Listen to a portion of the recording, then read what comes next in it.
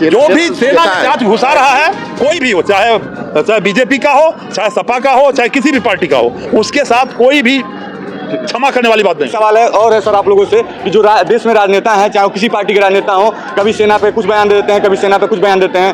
BS Shah एक मंत्री हैं, वो भी बयान दिए हैं। रामगोपाल यादव है, अखिलेश यादव के चाचा हैं, वो उन्होंने भी उस जाति को लेकर उसके चयन किया। सर क्या जरूरत है सेना की जाति बताने के लिए? उसके पहले लोग जाति नहीं बताते, जब लड़ाई होता है तो क्या जरूरत पड़ जाती है? राजनीति नहीं करना चाहिए। अभी विजय शाह जो थे मध्य प्रदेश सरकार में मंत्री हैं, उसके बाद से मध्य प्रदेश सरकार के डिप्टी CM का भी एक बयान आता है। और विजय शाह तो आतंकवादियों की बहन सूफिया कुरैशी को कह दिए थे। और एक समाजवादी पार्टी के नेता हैं, महासचिव हैं समाजवादी पार्टी के, राष्ट्रीय महासचिव हैं रामगोपाल यादव। इन जैसे नेताओं के ऊपर सिर्फ हम ऐसे कर देंगे कि नहीं होना चाहिए, नहीं होना चाहिए, ऐसे नेताओं को ऊपर रोक लेना चाहिए ना। वो बांध करके चिनाव नदी में फेंक देना चाहिए, ऊपर से 2 ग्रेनेड फेंक देना चाहिए बस। कह रहे हैं कि वो दलित जाति से लड़की है और सेना का, मेरी बात सुनिए, सेना का सम्मान आगे बढ़ा रही है, तो क्या जरूरत है उसकी जाति बताने के लिए? जाति या सेना का कोई संबंध ही नहीं है। जब सेना अलग में एक हमारी कास्ट है, हम भारतीय सेना है, यही हमारी कास्ट है कि चिनाव नदी में फेंक के ऊपर एक ग्रेनेड फेंक देना चाहिए, वहीं वाले धत हो जाए। कोई भी हो, मंत्री हो चाहे संतरी हो, कोई भी हो, लात मारना चाहिए जाके उनको। सेना के सम्मान में एक आर्मी मैन मैदान में, हमारे साथ एक आर्मी मैन है, एक सेना के लोग हैं, उनसे बात करने का हम प्रयास करते हैं कि किस तरीके से ये धन्यवाद देना चाहते हैं उन सैनिकों को, उन जवानों को जो 7 तारीख को पाकिस्तान में घुसकर एयर स्ट्राइक किया और एयर स्ट्राइक का नाम रखा गया ऑपरेशन सिंदूर। क्या नाम है सर? मेरा नाम कैप्टन ओम प्रकाश यादव है जी। मैं भारतीय जनता पार्टी का क्षेत्रीय अध्यक्ष हूँ। अध्यक्ष भी हैं आप? सैनिक प्रकोष्ठ। अच्छा। तो जिस तरह से पाकिस्तान में हम लोगों ने घुस के स्ट्राइक किया, क्या किया, थोड़ा सा स्पष्ट बताइए क्योंकि आप बेहतर जानकार हैं। देखिए, हमारा दुश्मन देश पाकिस्तान जो है बार बार काराना हरकत कर रहा है, हमारे जवानों के ऊपर में आकर के हमला करता है। निहत्ते जो हमारे टूरिस्टर होते हैं उनके ऊपर आतंकवादी भेज करके मराता है। हमारे देश का जवान इतना मतलब गुस्सा थे कि उनके ऊपर में जो हमने सर्जिकल स्ट्राइक किया है, उनके अंदर घुस करके हमने उनका एयरबेस को मारा है, या एयर स्ट्राइक, एयरबेस को तोड़ा उनका। और जो ये POK है उसके अंदर जो आतंकवादियों का लॉन्च पैड बनाया हुआ, वो पूरे लॉन्च पैड को तोड़ दिया और बीच में सीज फायर हो गया। इसलिए हमारे जवान बहुत गुस्से में हैं। अगर दुश्मन कोई काराना हरकत करता हमारे ऊपर तो हम उसको बर्बाद करके छोड़ेंगे इस बार। ठीक है। सीज फायर, जब भारत की सेना इतनी आगे बढ़ चुकी थी, हौसले बुलंद, तो सीज फायर की क्या जरूरत थी? कहाँ सीज फायर हुआ है?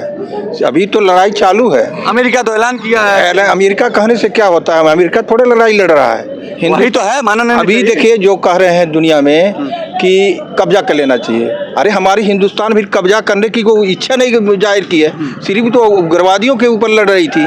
उग्रवादी के ऊपर ही अटैक किया गया है। वो तो जब उनका हिमायत उनकी सेना ली है तब हमारे ब्रह्मोस जो ये मिसाइलें चली हैं, नहीं तो हमारा इच्छा नहीं था। हमारी अभी एक भी सेना हरकत में नहीं थी, सिर्फ उग्रवादियों पर ही कार्रवाई हुई है।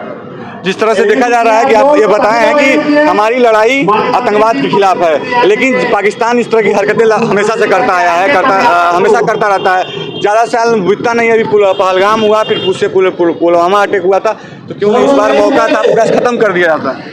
चूँकि जो है पाकिस्तान जो है डर चुका है, पाकिस्तान जो है डर चुका था। डर का खत्म कर दिया था।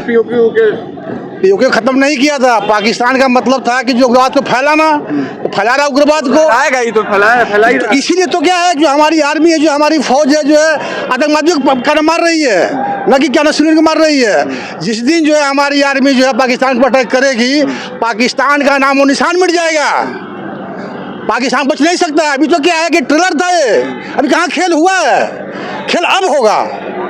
जिस तरह से मीडिया में दिखाया जा रहा था कि हमारा कब्जा हो चुका है इस्लामाबाद तक, पंजाब तक, सिंध तक, तमाम पाकिस्तान के राज्य तक, तो क्या लग रहा है कि ये बात कहाँ तक? आप लोगों को मालूम होना चाहिए, द्वितीय विश्व युद्ध में जो पश्चिमी मीडिया थी उसका रोल क्या था।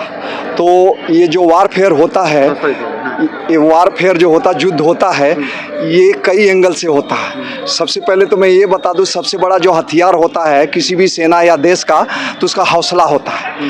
अगर कल्पना कीजिए पाकिस्तान भारतीय सेना या भारत के सामने कुछ भी नहीं है, 24 घंटे का खेल है। कल्पना कीजिए अगर कांटे की लड़ाई होती तो जो मीडिया ने भारत और भारतीय सेना का पक्ष में जो समाचार को प्रेषित कर रहा था, यही निर्णायक भूमिका निभाता यही मीडिया।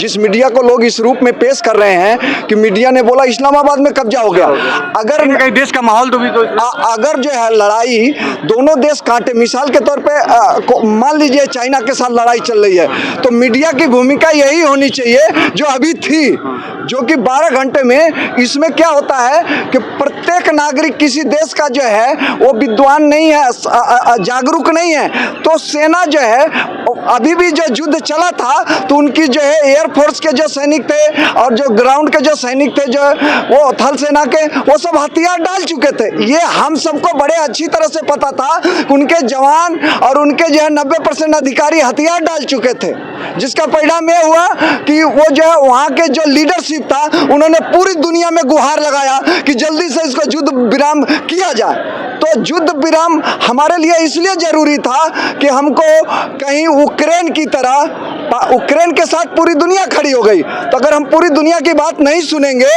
तो कहीं ऐसा ना हो कि पूरी दुनिया अगर आके पाकिस्तान के साथ खड़ी हो जाए तो हम तो युद्ध तो लड़ेंगे, लेकिन हमें जो है अराजक और बेवकूफ़ पड़ोसी के चलते दुनिया की दौड़ में हमें उलझना नहीं है।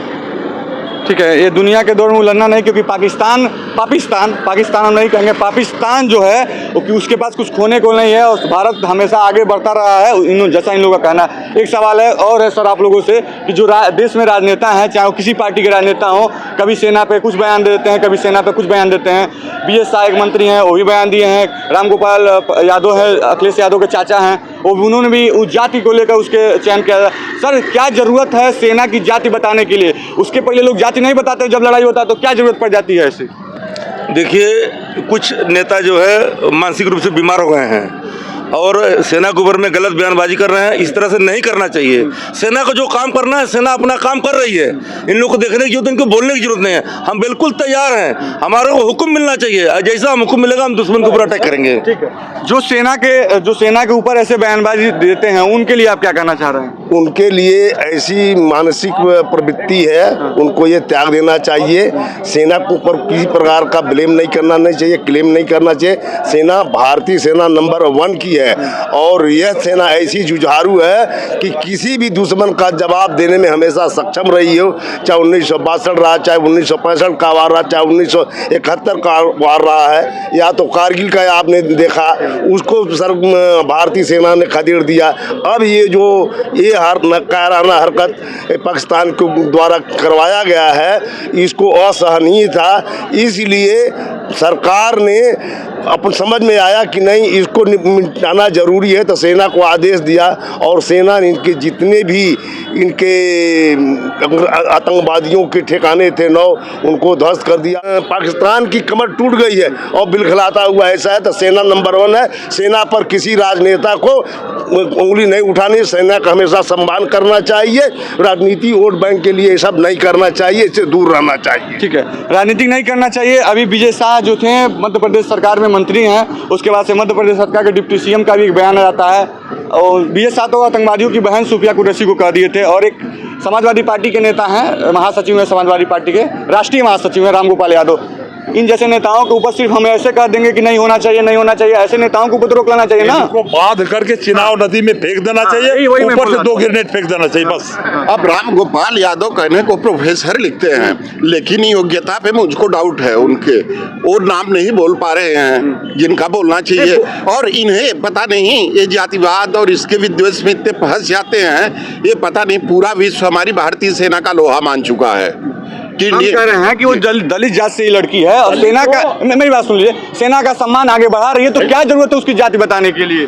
जात ये सेना का कोई संबंध ही नहीं है। जब सेना अलग में एक हमारी कास्ट है, हम भारतीय सेना है, यही हमारी कास्ट है, यही हमारी सभ्यता है, यही हमारा धर्म है। हमको कोई कास्ट इसमें घुसाने की जरूरत नहीं है, यहाँ सब एक है। अच्छा ये बताइए, मुझे लगता है कि जब सेना हम लोग का रक्षा करती है, बॉर्डर पे खड़ा होकर दिनों रात बिना खाए पिए सबका सम्मान करती है, आप लोग भी सर सेना से रिटायर हैं और तमाम सारी युद्ध, तमाम सारी लड़ाइयाँ देखे होंगे, तो ऐसे लोगों जो सेना खिलाफ बोलते हैं, कम से कम ऐसे लोगों को तो नहीं बोलना चाहिए मैं बताया ना, इनको बांध करके चिनाव नदी में फेंक के ऊपर एक एक ग्रेनेड फेंक देना चाहिए, वहीं वाले ध्वस्त हो जाए। इससे कोई भी हो, कोई भी हो, चाहे मंत्री हो चाहे संतरी हो, कोई भी हो, और लात मारना चाहिए जाके उनको। जो भी सेना में जांच घुसा रहा है, कोई भी हो, चाहे बीजेपी का हो, चाहे सपा का हो, चाहे किसी भी पार्टी का हो, उसके साथ कोई भी क्षमा करने वाली बात नहीं। देखिए, ये सेना के लोग हैं, इन्होंने खुद उन राजनेताओं को जवाब दे दिया है कि चाहे किसी पार्टी के नेता हो, चाहे भाजपा के हो, चाहे सपा के हो,